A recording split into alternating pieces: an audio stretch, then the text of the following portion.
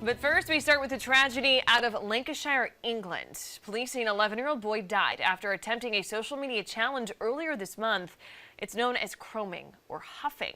It's when a person inhales the fumes from cleaning products or a toxic substance. And it's not the first time a child has been injured after doing something they saw on social media. We talked to an expert about how to speak with your children about this. I am here with Haley Pauls. She is a therapist for Vive Greenville. So thank you so much for joining us today. Yeah, thank you so much for having me.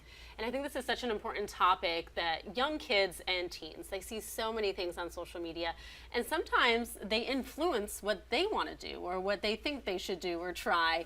And in some cases, it can be very dangerous or even deadly, unfortunately. So how do you start that conversation? How do you talk to your kids about this? Yeah, I think what's important for parents to keep in mind is that checking in about what your kids and teens are seeing online should be a part of daily conversation in the same way that you're talking about how their school day was, how their sports are going, how their activities are going. So opening up that conversation normalizes talking about what they're seeing online, and so that you're going to get that feedback from them of what they're seeing, both positive and negative. And how often should you have that conversation? I think as often as possible. If you're having daily dinners with your family, that's a great opportunity to open up that conversation.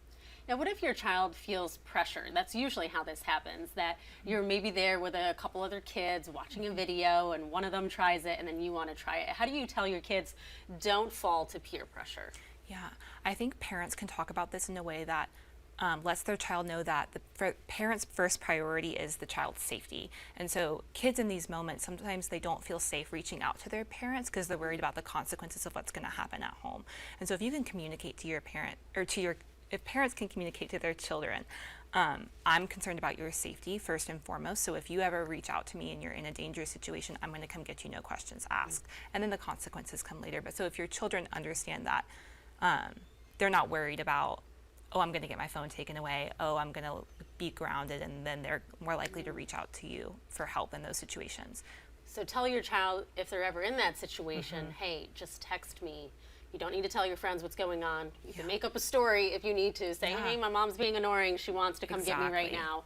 And help your child out of that situation. Yeah, you can tell your kids, blame me. You can be the fall guy for your kids and say, oh, my mom is really strict about this. It's not really worth me getting in trouble. I know if I try something like this, if she were to ever find out, I'm going to be grounded for a month, right? You can blame your parents. Yeah, for sure.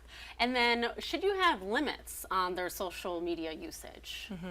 I think it's a really nuanced question. Kids use social media for a whole variety of reasons, and it's not all bad.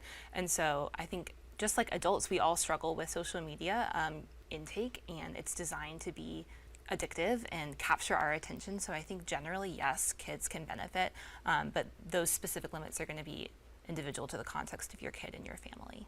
Okay, so maybe talk to your child about what limits you think are appropriate, maybe not only for your child, but their age. Yes, perhaps? exactly, yeah. So, okay, well, thank you so much for all of that information, and I think it's really valuable to have. I think bottom line we've learned is you need to talk to your children, and if you have to, be the person that they blame for maybe getting out of that challenge. Yes, absolutely. Be the fall guy. Oh, yeah. All right, thanks, Haley. Yeah.